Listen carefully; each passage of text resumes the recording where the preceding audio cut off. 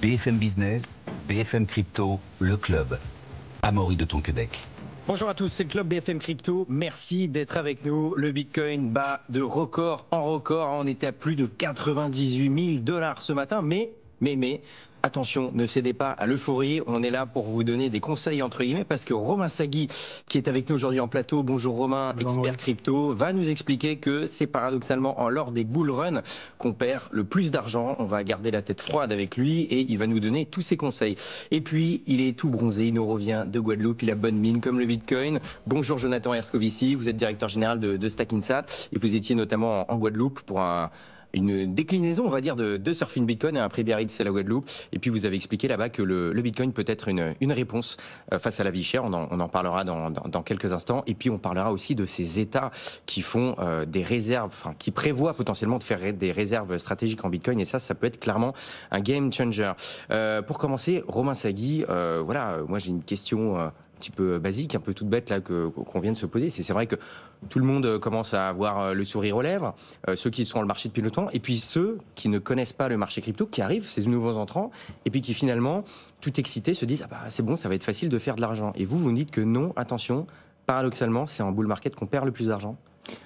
Tout le monde perd de l'argent en bull market, que ce soit les nouveaux arrivants qui découvrent le marché maintenant, ou que ce soit les anciens qui continueront à faire des âneries. Et je le dis ouvertement parce que moi-même, je sais que je vais en faire. Et si vous êtes un être humain et que vous suivez le bull market de près, vous allez prendre des décisions irrationnelles. C'est lié à une euphorie qui va se déclencher. On n'y est pas encore tout à fait, on en sent les prémices, mais il faut se rappeler qu'un bull market sur les cryptos, avec bull run en lead, c'est deux phases en général. La phase qui se termine maintenant. Il faut rappeler que Bitcoin a quand même descendu à 17 000 $, on est quasiment à 100 000 $ aujourd'hui. Il y a déjà eu un marché haussier avec un Bitcoin qui a fait x5, quasiment x6. Et donc si vous aviez investi à 20 000 $, vous avez déjà un beau portefeuille. Et puis il y a une deuxième phase qui est en train de s'ouvrir, qui est la phase d'euphorie, la phase d'explosion, qui sans doute démarrera au moment où on passera les 100 000 $ symboliques, où là vous avez une phase où le regard du grand public est porté sur Bitcoin et les cryptos. Avant, c'est pas le cas. Les médias en parlent peu, ou avec beaucoup de prudence. Le grand public s'en désintéresse. Le marché monte avec les gens qui sont déjà sur le marché. Et puis la phase d'euphorie se déclenche à un seuil symbolique, par exemple les 100K. Et là, tout le monde en parle, tout le monde en achète. Dans cette phase d'euphorie, on est des êtres humains. On a un cerveau saturé d'endorphines, de dopamine. Tout monte, tout est dans le vert, tout est beau, tout est optimiste.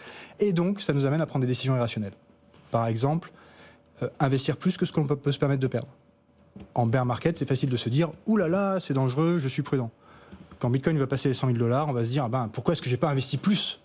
et remettre de l'argent. Clairement, effectivement, Romain, ça, on va en revenir tout de suite. Effectivement, si on passe ces 100 000 $, où on n'a jamais été aussi proche, qu'est-ce qu'il faudra faire dans l'idéal? Quel comportement il faudra avoir? Mais déjà, Jonathan Herscovici, est-ce que vous partagez ce constat de où on en est dans le cycle par rapport à ce que dit Romain?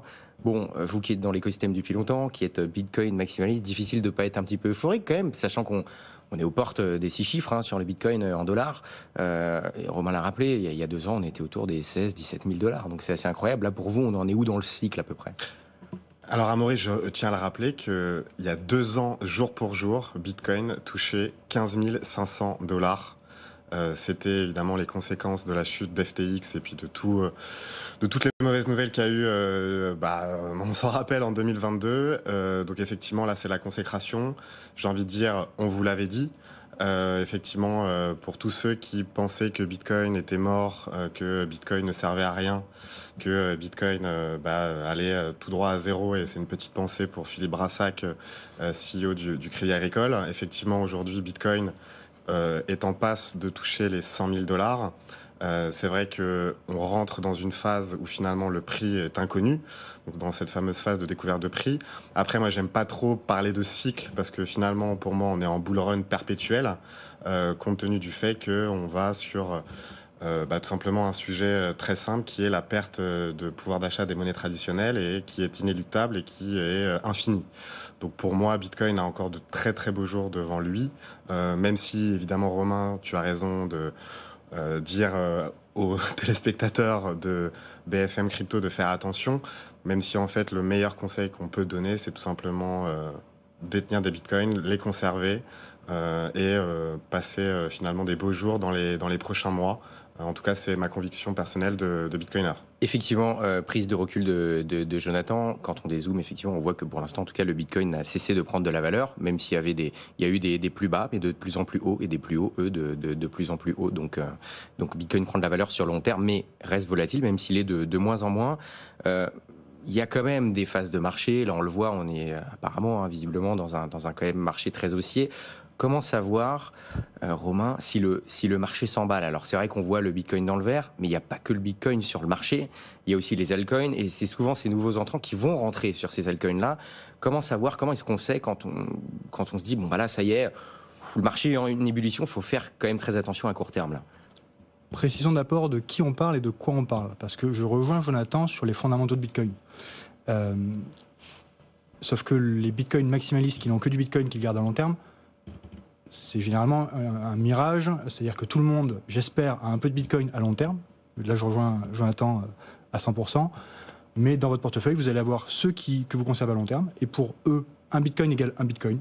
J'ai envie de dire, il n'y a pas de marché. On se moque de leur valeur en dollars ou en euros, c'est la valeur fondamentale qui compte.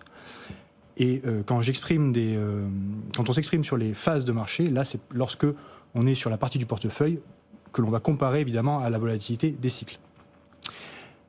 En général, sur le bull run euphorique, donc la phase dans laquelle on rentre, on a Bitcoin qui part devant, ce qu'il est en train de faire. C'est celui qui monte quasiment le seul parmi l'ensemble du marché des cryptos.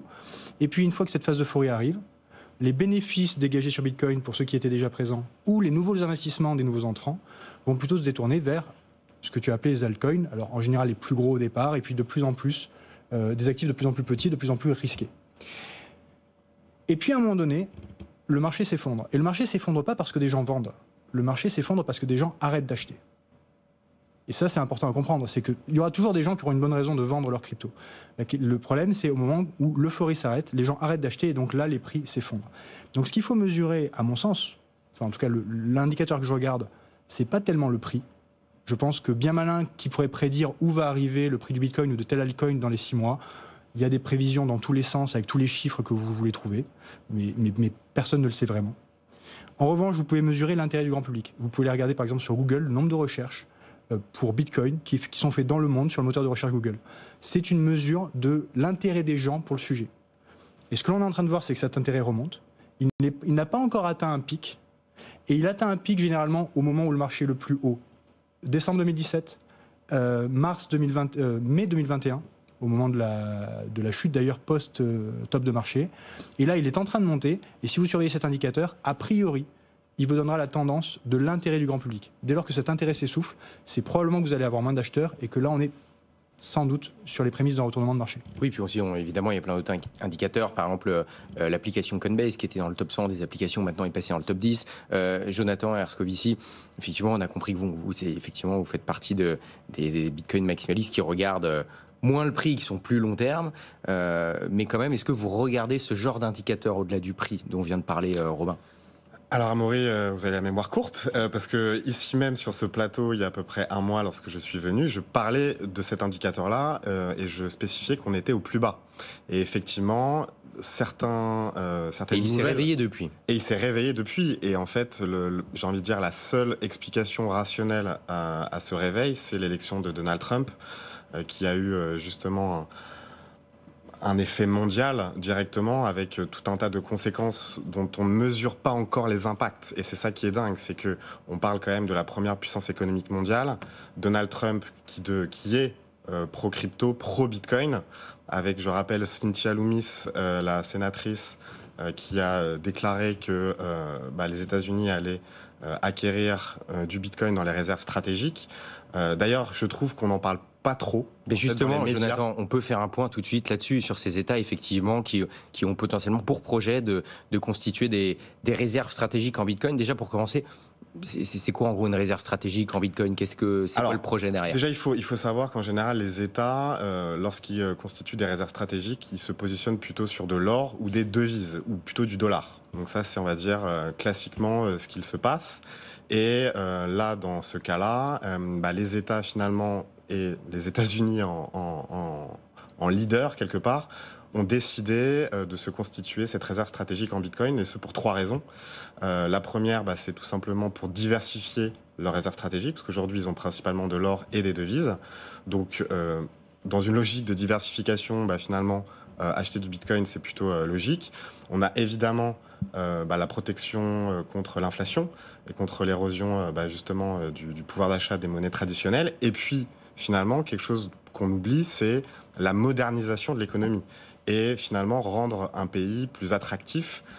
Et c'est ce qui s'est passé évidemment au Salvador, où on a énormément d'investisseurs qui sont venus depuis justement la déclaration de Bitcoin monnaie légale. On a depuis d'autres pays qui commencent à s'y intéresser. On a le candidat à la présidentielle en Pologne qui a annoncé, qui réfléchissait. Alors après, est-ce qu'on est dans une logique politicienne ou est-ce que ce sont des vraies convictions? Ça, je n'en sais rien, mais en tout cas, c'est plutôt une bonne nouvelle pour le bitcoiner que je suis.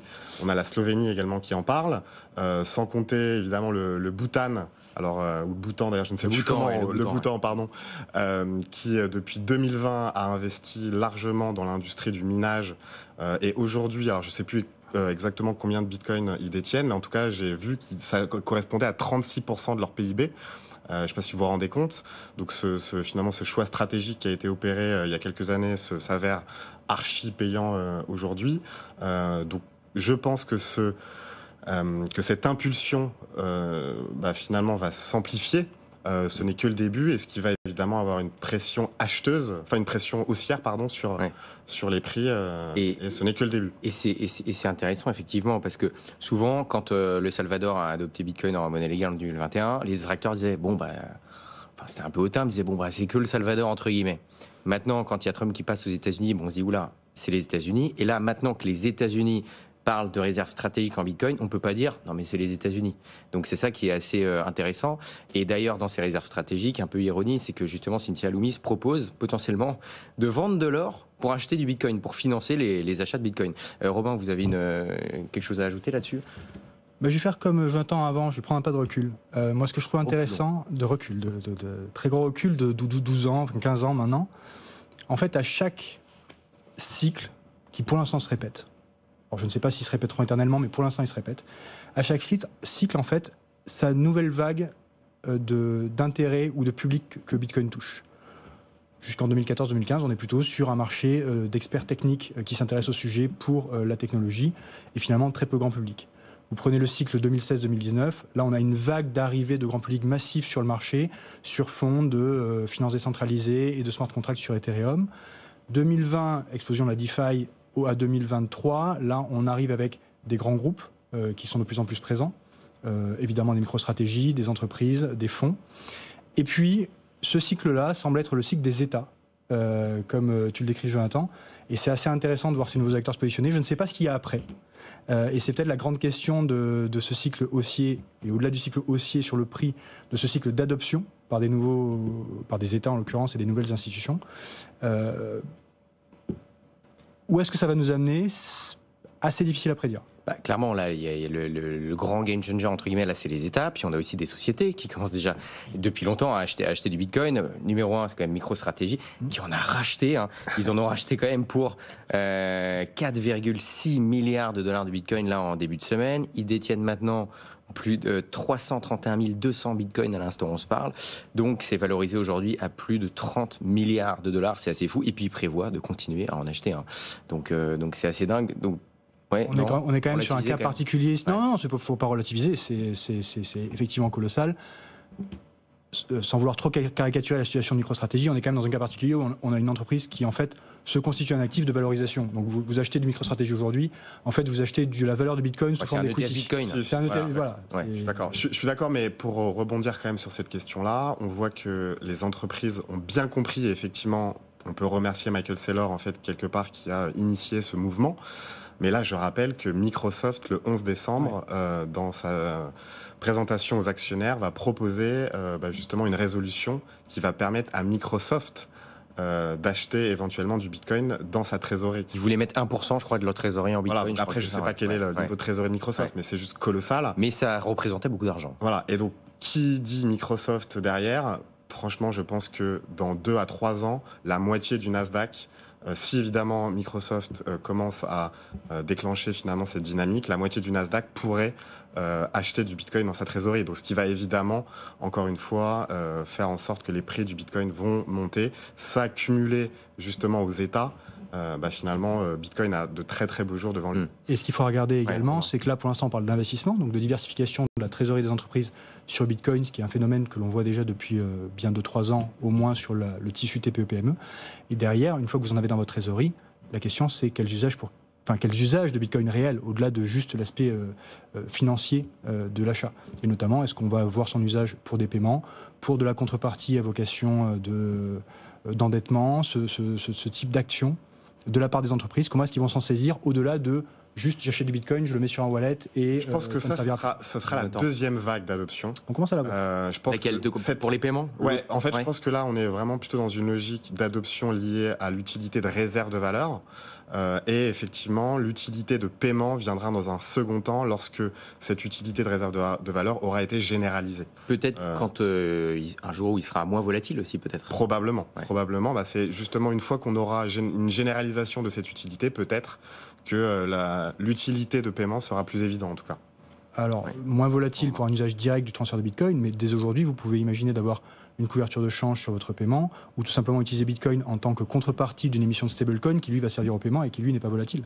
Donc, on peut déjà, aujourd'hui, faire du paiement, alors déjà, avec la chaîne Bitcoin elle-même, en envoyant du Bitcoin, mais même en passant par ce type de mécanisme. Après, moi, je parlais d'une généralisation de l'usage. Évidemment qu'on peut déjà, au cas par cas, utiliser Bitcoin. On peut clairement le faire, mais après, c'est vrai que ça fait peur à beaucoup de gens, le fait que ce soit un actif volatile, même s'il l'est de moins en moins, et qu'a priori, il sera amené à l'être de plus en plus stable, de moins en moins volatile. Le fait qu'un jour... D'ailleurs, j'ai une question qui me vient, c'est est-ce que vous pensez que là, quand même, les gens investissent en Bitcoin, bon, même si un Bitcoin égale un Bitcoin, pour ceux qui connaissent le mieux cet actif-là, il y a quand même... l'idée de se dire derrière, ça va prendre de la valeur. Est-ce que vous pensez qu'un jour, ça va se stabiliser et ça va être un peu presque comme un stablecoin, entre guillemets, qui aura une capitalisation tellement énorme que finalement, ça bougera plus tellement et que ce sera juste une réserve de valeur, vraiment dans le sens où ça perd pas de valeur, mais ça n'en gagne pas forcément. Alors moi, j'en suis convaincu et je crois même que sur ce plateau, Guillaume Sommerer, avec vos invités Owen et Claire, parlait d'un Bitcoin à $1 million. Et effectivement, je pense que Bitcoin peut atteindre ce $1 million et on aura atteint à peu près à ce moment-là la capitalisation totale de l'or. Et effectivement, à ce moment-là, on pourrait considérer, compte tenu de l'effet d'inertie du poids de Bitcoin qu'aurait du coup par rapport à tous les actifs mondiaux, une forme de stabilité dont vous parlez. Après, c'est difficile de prévoir parce que personne ne lit l'avenir. Évidemment. Mais effectivement, avec une telle capitalisation, les effets de masse et la volatilité devraient réduire, à mon sens. Mais on peut prendre les paris, mais j'ai tendance à ne pas être d'accord sur la base d'un seul argument. C'est-à-dire que tout ce discours, évidemment, est entendu et il semble cohérent et donc on a envie d'y souscrire. Et c'est vrai que la volatilité, notamment de court terme, de Bitcoin diminue d'un cycle à l'autre. Mais en fait, il faut regarder l'or. Je pense que quand on dit, un peu trop facilement d'ailleurs, l'or est stable, on ne dit pas de l'or est stable, on dit que c'est une réserve de valeur, on oublie de regarder un graphique du prix de l'or, de dézoomer sur plusieurs décennies et de voir que l'or n'est pas stable. Il l'est beaucoup plus qu'une action d'une entreprise, il est sans doute beaucoup moins risqué, plus conventionnel aussi, on le reconnaît comme une réserve de valeur, mais en réalité, sa valeur, elle a vraiment évolué. Après, je pense qu'on peut parler de la volatilité. Après, effectivement, toi, tu parles de la stabilité. La volatilité, j'ai pas les chiffres en tête, mais je pense qu'on peut considérer l'or quand même comme un actif peu volatile, en tout cas comparativement. Moins que le Bitcoin parce qu'il est plus mûr, il existe à 7000 ans, donc bon. Forcément. Que clairement c'est pas comme le Bitcoin qui en a quoi, 15, 16 maintenant. Oui, 15, ouais. Voilà, une quinzaine d'années. On va bientôt fêter son anniversaire. Voilà, c'est ça. Romain, j'ai une question pour vous qui va pas plaire à Jonathan, mais bon, pour ceux qui viennent d'arriver dans le marché ou qui se demandent, est-ce qu'il faut acheter du Bitcoin ou alors si j'en ai déjà, est-ce qu'il faut vendre tout simplement? Est-ce que là on approche des $100 000, qu'est-ce qu'il faut faire? Est-ce qu'il faut vendre ces cryptos ou alors les conserver? Non. Ou acheter ou je sais pas. Mon discours n'est certainement pas de dire qu'il faut vendre maintenant. Au contraire, on est à l'orée de l'euphorie qui peut nous amener sur des prix justement qui sont non prévisibles. Le $100 000, il a été prévu, il y avait une sorte de consensus autour du fait qu'on allait approcher cette barrière. Au-delà de cette barrière-là, cette découverte de prix que mentionnait Jonathan fait qu'on ne peut pas savoir. Donc ne vendez pas maintenant. En revanche, c'est maintenant, et j'ai envie de dire c'est même trop tard. Vous avez peut-être quelques jours, peut-être 2-3 semaines encore, où vous pouvez garder la tête froide pour écrire votre plan de sortie. C'est-à-dire se dire, ok, j'en achète maintenant, ou j'en ai acheté dans le passé, ou je vais continuer à en acheter. mais voici les conditions que je me donne pour sortir. Il y a telle partie que je vais garder à long terme, parce que je crois au projet, je crois à Bitcoin, je vois la tendance de fond. Il y a telle partie que je ne peux pas me permettre de perdre et sur laquelle il faut que je sécurise des gains. Je les sécuriserai à telle date ou à tel prix, peu importe la stratégie que vous mettez en place, écrivez-le. Parce que c'est encore maintenant que vous pouvez avoir l'esprit à peu près neutre et clair sur le marché. Il faut se rappeler qu'en 2021, des gens achetaient des photos de singes pour 400 000 $ pour les mettre en photo de profil. C'est ça une euphorie de marché. Alors évidemment, tout le monde ne va pas le faire, et dans les auditeurs, vous n'achèterez probablement pas une photo de singe sur ce cycle-là. Mais une fois qu'on est dans la lessiveuse du bull run, où tous les médias en parlent, où tous les réseaux sociaux en parlent, vous ne serez pas étanche à ces messages-là, et donc vous allez prendre des décisions irrationnelles. C'est maintenant que vous pouvez vous écrire votre plan. Plus que ça, si vous en avez la possibilité, idéalement, ce plan ne doit pas être exécuté par vous.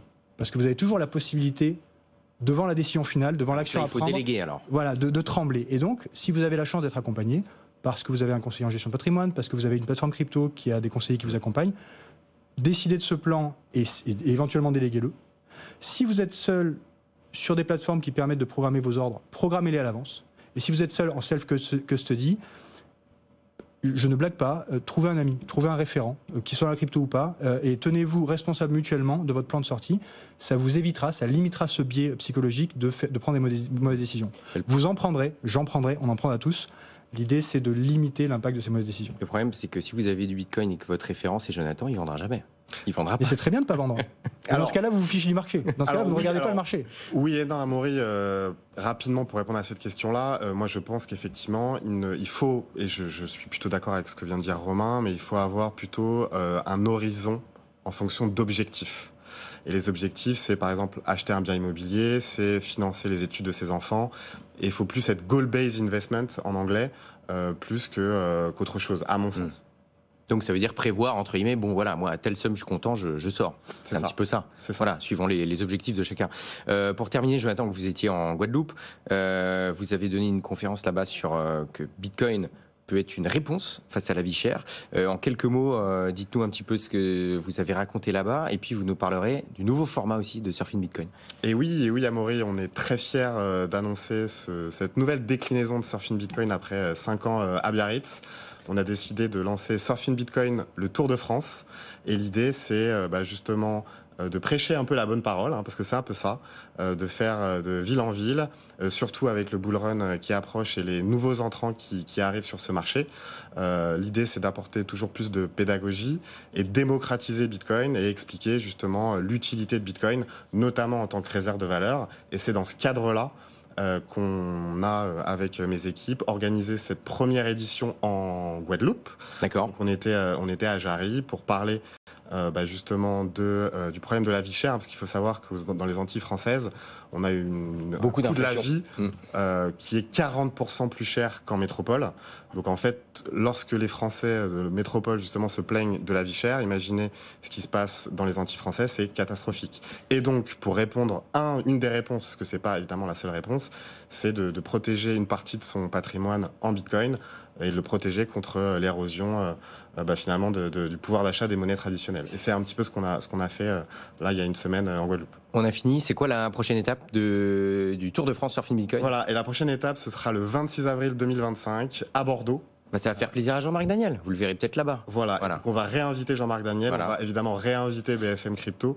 Vous êtes le bienvenu, Amaury. Romain, si tu es encore là à ce moment-là, tu es le bienvenu également. En tout cas, venez nombreux le 26 avril à Bordeaux. Eh ben, c'est bien noté. Merci beaucoup, messieurs, d'avoir été avec nous. Jonathan Irscovici, directeur général de Stackinsat. Robin Sagui, expert crypto. Merci d'avoir été avec nous. Rendez-vous demain 15h pour les pros des cryptos avec Guillaume Sommerer. BFM Business, BFM Crypto, le club.